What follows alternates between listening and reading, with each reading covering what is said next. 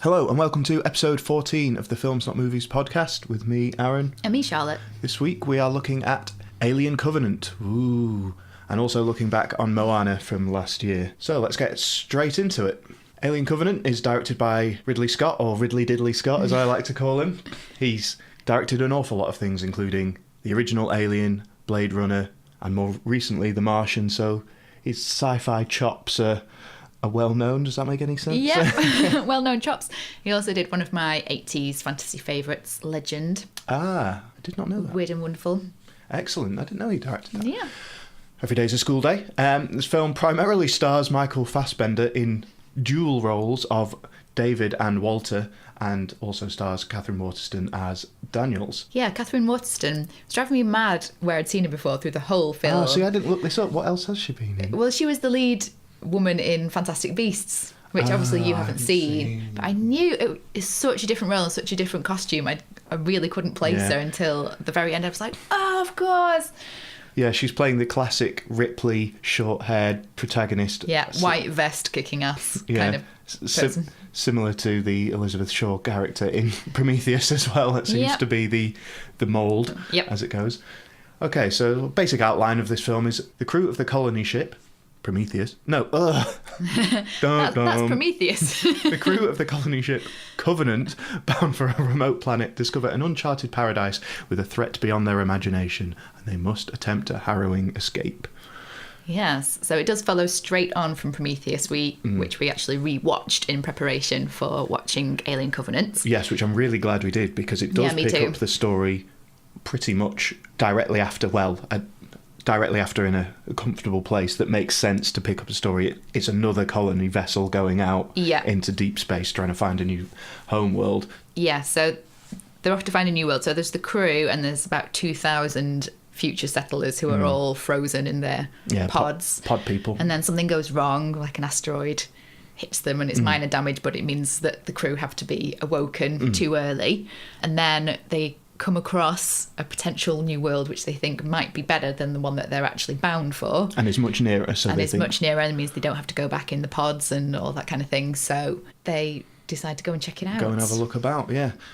So I think, and that is where it all goes a bit that's when aliens start to happen and stuff like that. And on that note, I definitely feel like this film seems like an active attempt to combat the criticisms of Prometheus, which were, where are the aliens? Where's the xenomorphs? Like, where's the recognisable stuff from the alien universe, rather than just ships and planets and that?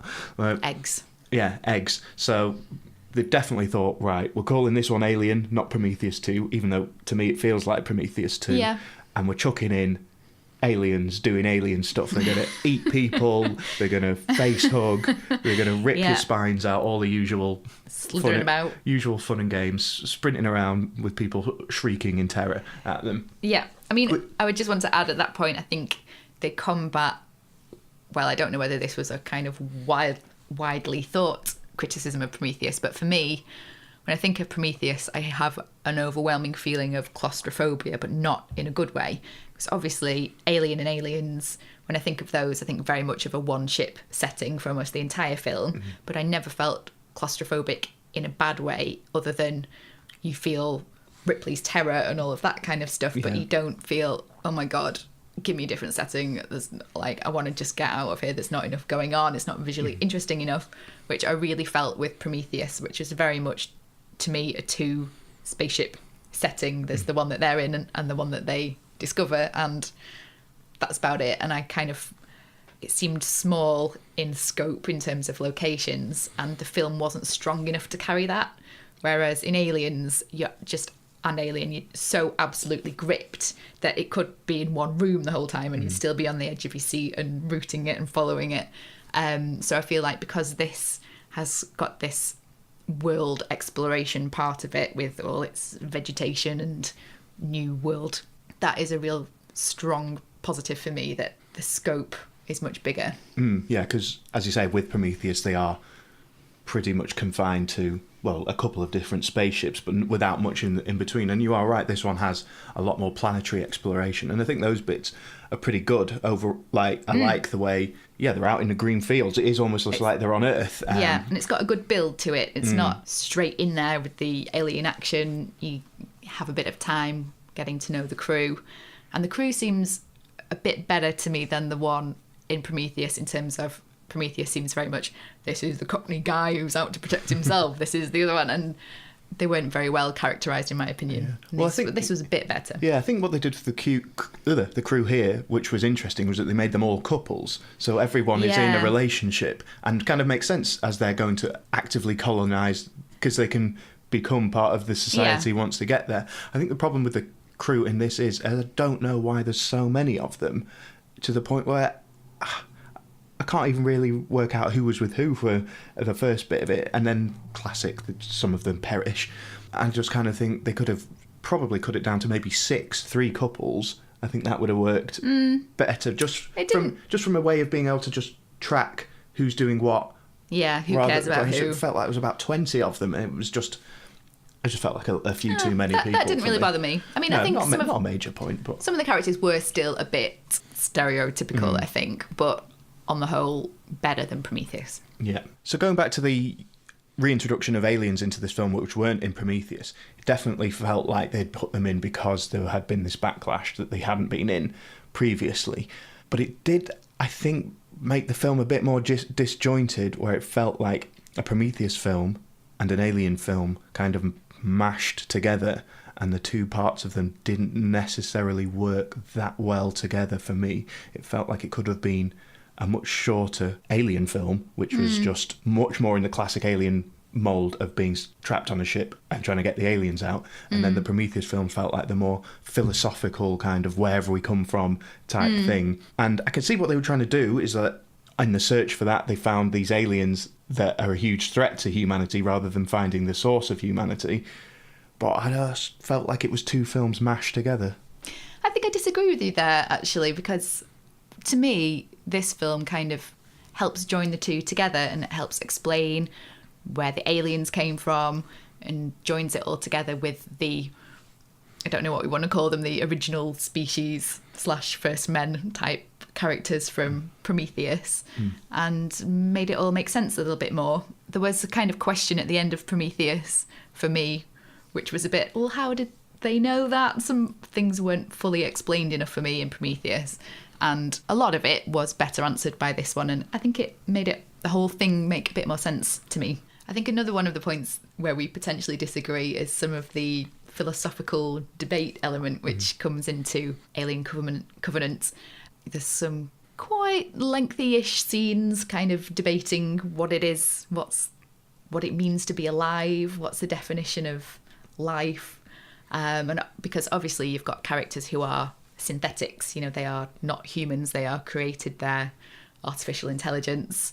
Lines between human and synthetic are becoming blurred, and they're questioning what that means, and there's 2 of them, both played by Michael Fassbender, and they have a discussion about what it is to be alive. And Michael Fassbender plays David in Prometheus, and then he also plays Walter, who's the synthetic on board the Covenant, and he's a later model, and they've actually toned back some of the human traits which were coming out more in the older models, and I found that really interesting, and their 2 viewpoints and how they discussed what it meant to be a living thing.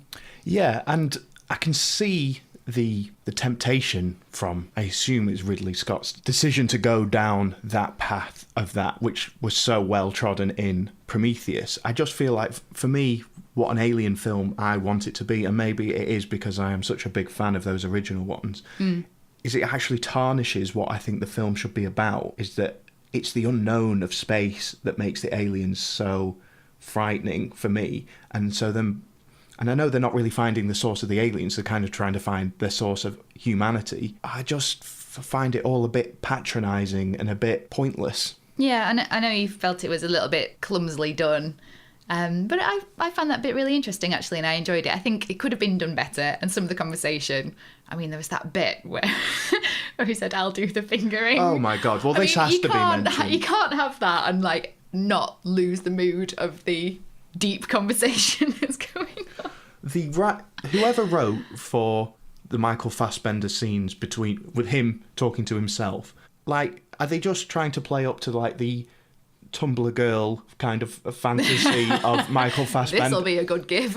Michael Fassbender getting off with Michael Fassbender, because that's basically what it is for 15 minutes. You could hear the sniggering in the audience at the frankly awful lines that he was given. Some of it was awful. Like, it was nearly really good to me, but they just didn't get it right and they blew it a little bit. Well, I'm surprised that isn't a line they used as well. It was just, I found that quite a lot of the writing was insulting to the audience and their perceived intellectual level of the audience. The way that some of the twists were written in the film. The twist, definitely. A lot of the dialogue and the way they talk about God and creation, like no one's ever heard any of these stories before. Like, it's a big thinking idea trying to find the source of stuff. I think it's, to be honest, I think it plays the audience for a fool quite a lot of it.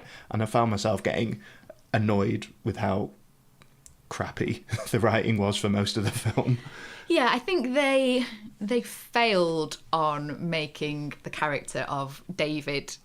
They wanted him to be this sort of chilling, almost human but not quite terrifying character, which, because of the script, it was cheesy, some of it was a bit laughable, and there was a twist which you saw coming from so far away that we both said we came full circle and thought, this is so obvious now, it cannot possibly be the twist. And then when it was the twist, we were a bit like, really? Really, yeah. So that was disappointing.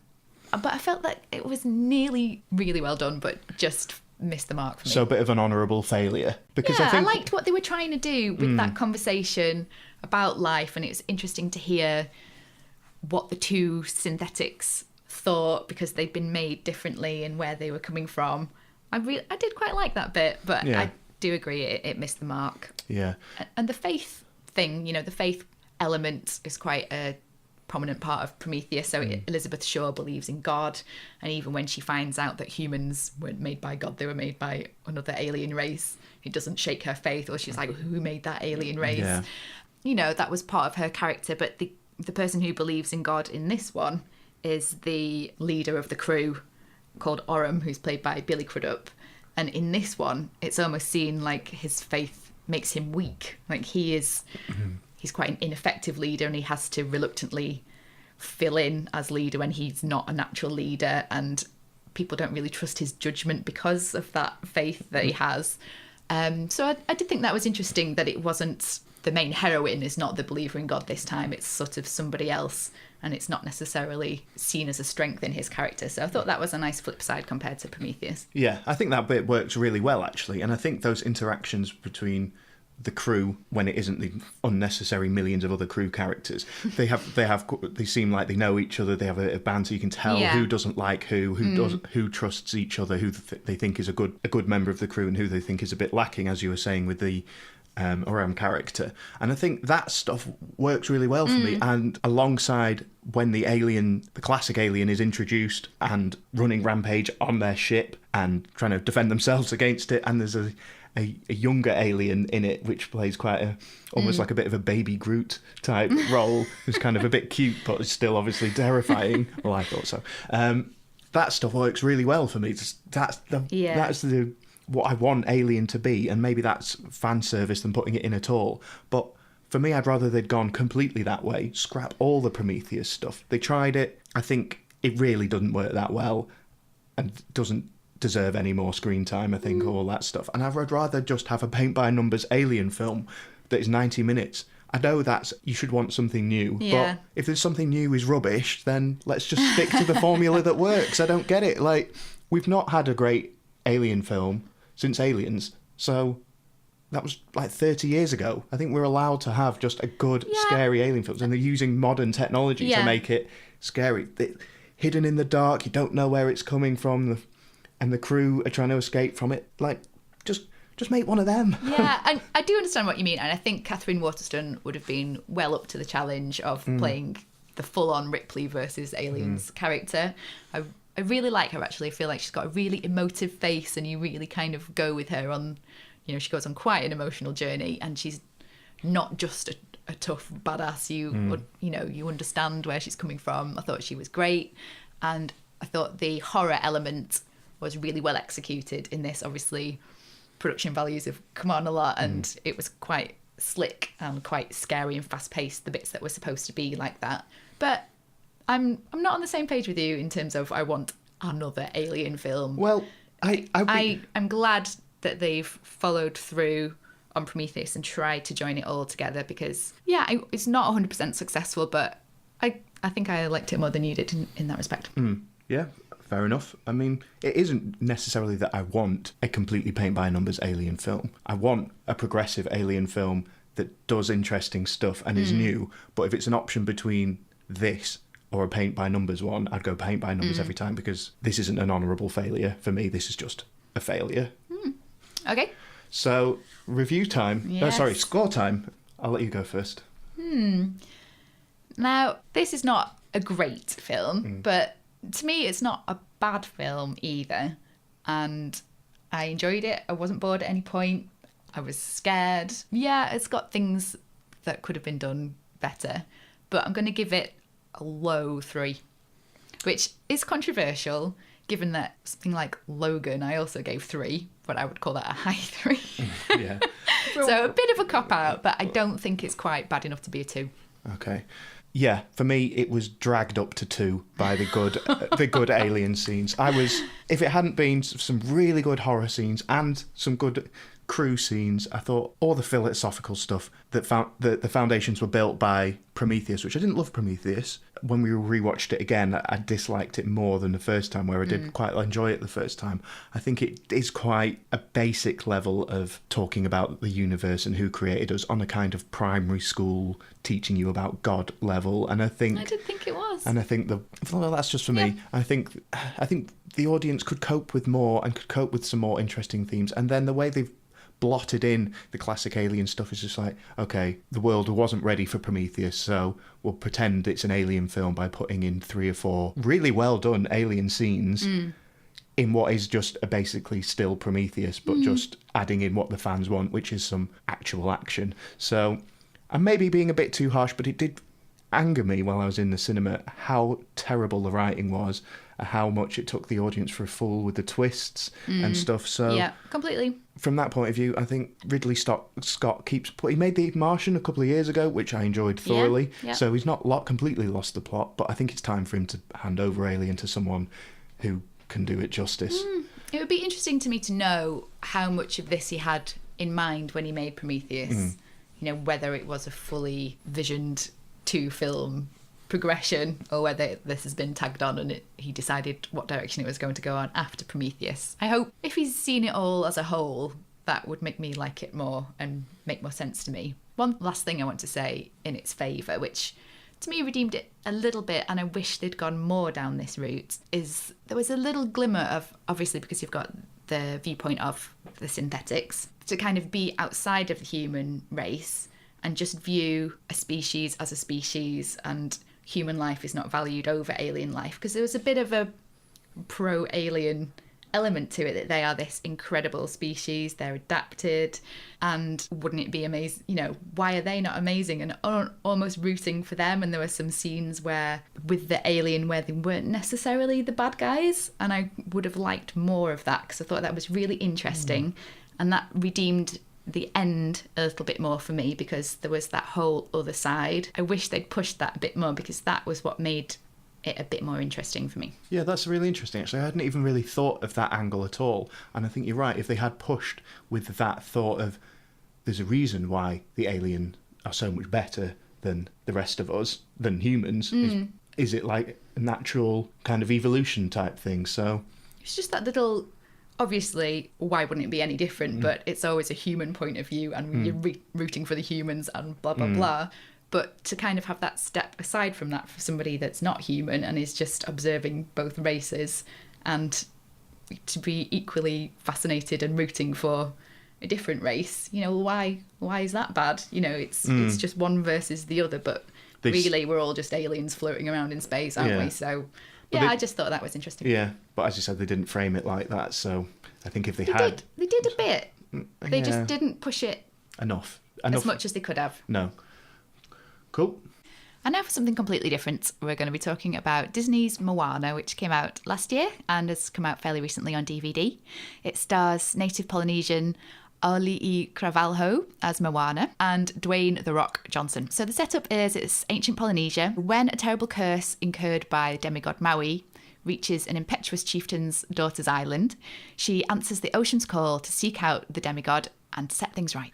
Yeah, so this is the latest in a long line of animated Disney films. We know them all well now, from the Pixar years to what we've got now, which is, I think, they're out on their own. And it's progressing the formula, certainly of the last few years, to have strong female lead characters, which are still, I think, pretty relatable, similar to Brave, which wasn't a huge hit, but then obviously Frozen from a few years ago. Yeah, completely. And it's very refreshing, and I'm glad that those haven't been one-offs, those films. Now, I haven't seen Frozen, but the beauty to me of Brave and Moana is not just that they have a female lead, because obviously Cinderella and Sleeping Beauty and all the princess films have a female lead, but it's the fact that they're not a romantic lead and there is no romantic counterpart. It's not about that, you know, there's no happy ending where they meet the handsome prince and live happily ever after. It's their own story. They just happen to be female rather than male, and you know that's what makes them so great. Yeah, and with Moana, she's the aspiring new chief of the island to take over from her father. So that is, the film is all set up about her responsibility to the island and to look after the people of there, whereas she's thinking there's more out there in the world for her to do, and maybe she can better serve her people by leaving and finding a better home for them. Find a better home for them, whereas everyone else is kind of pulling her to stay, like, no, your responsibility is here to the people. And I think that's it's quite a classic setup, really. Yeah. But it's nice that it is a female role doing that, and it isn't her searching for love, as you were saying, and kind of similar to How You Train Your Dragon is kind of a bit set up. Completely. I mean, as soon as I started watching this whole offspring of chieftain, are you going to live up to your responsibilities or follow your dreams? Or really similar to that. Yeah. But obviously it's a beautiful Hawaii style setting, beautiful island. But the reason they need to leave is not because they're being attacked by dragons, or the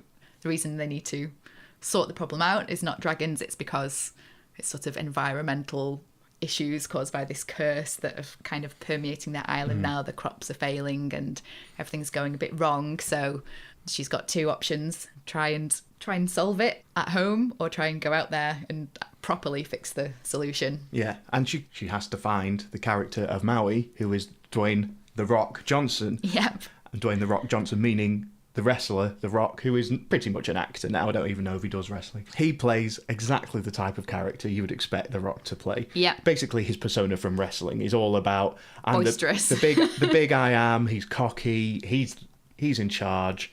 He's the best. Apart from he isn't really. He's a bit useless, but he doesn't believe it for a second. But the reason everything has happened, he thinks he's done everything right, but it's had a knock-on effect, which is why the rest of the world is suffering. And they have a great little relationship where she has to kind of beat into him that, no, you've got a responsibility to help. Yeah, but because he's selfish, he's big-headed, he just wants to be the hero, get all the praise, and it's her job to kind of, beat it into his head that he is the problem, he's not the hero, and he needs to get his ass in gear and help her sort it out. Yeah, but he is capable of playing a part in bringing everything back. Yeah, and as I say, it's played really well, I think, by The Rock, and their relationship, they do really spark off each other, and it kind of, you root for both of them in a way. You get annoyed with him, but you can totally see, like, the charm does come through. It's that classic setup, isn't it, of somebody who's unwilling to be the good guy, and then things start to change. But it's almost like he fills the role of a bad guy as well in the film. There isn't it's a pain in the arse. There isn't a bad guy who you're kind of like, he has to fill that role with being charming as well. So they've definitely gone down a slightly different road with that. And Moana's kind of, because she's a young kind of girl, kind of coming of age of her responsibilities, she can't just be the bold leader because she is so young and doesn't really know what she's doing herself. Yeah, and I think it's like a parallel journey, isn't it? So obviously she's journeying out into the sea on the boat, which she's never done before, but she's also kind of journeying to becoming the wise, responsible leader at the same time. Yeah. And I think the film is really well paced in how it gets through the story. Yeah. It's exactly what you would expect from a Disney zips film. along. It's got to be able to appeal to young children, and it does well. It ticks all those boxes. Yeah. There's loads of funny bits, funny for adults, funny for kids. The characters are really appealing and great characteristics about them that, again, the classic formula is like, it doesn't feel like too kiddie. No. And it does the classic Disney film of good songs. Yeah. Like, loads of songs all the way through it. When I was first watching it, I was like, oh, these songs are all right. I didn't love them. But then I decided to listen to the soundtrack again when I got home. And I was like, oh, actually, some of these songs Right are into your head. really, really good. A bit Yeah. more nuanced. I know they revisit the same kind of musical themes over and over again, but they are a bit more nuanced than the kind of just blasting ballads, I think. Yeah. And there's a couple of more quirky songs, which I think work really well for some people, but some people have hated, which is the Jermaine Clement Shiny song, where he's basically doing a weird David Bowie crab impression. Glam rock crab. Yeah. I loved it. I really like it, but some people have said that has ruined the film for them. So I mean, it's a cameo, isn't it? And it's a bit. It's kind of not quite really out integral there, to the to the plot, but it's a bit of fun.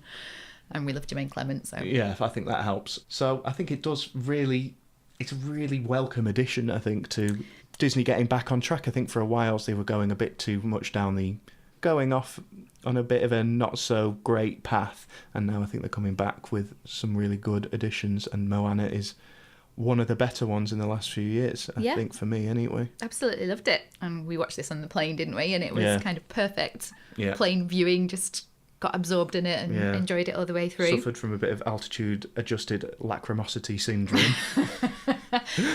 I.e. we had a little weepy when no one was looking. Yeah.